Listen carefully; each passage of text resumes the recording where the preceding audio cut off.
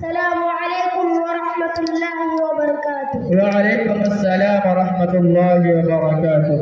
نحمده ونصلي على رسوله الكريم.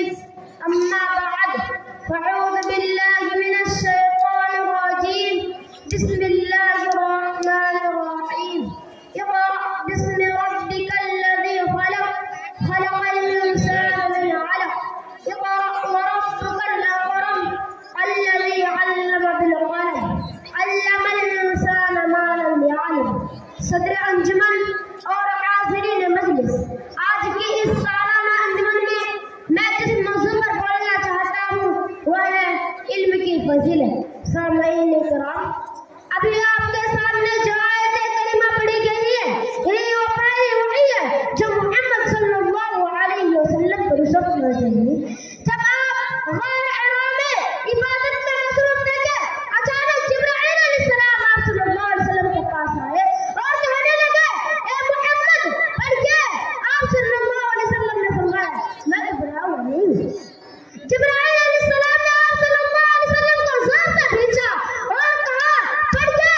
آپ صلی اللہ علیہ وسلم نے پھر وہی کہا میں گھبراؤں نہیں ہوں۔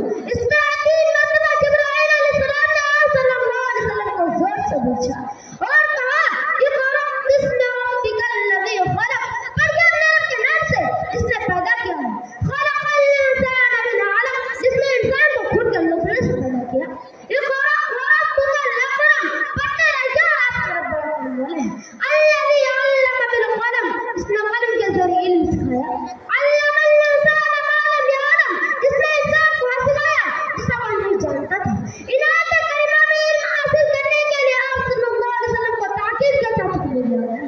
ساتھ ہی علم حاصل کرنے کے آداب بھی بتا دی گئی اور قلم کی ضرورت اور اہمیت بھی بتا دی گئی جس کے استعمال انسان علم میں کامیابی حاصل کرتا ہے۔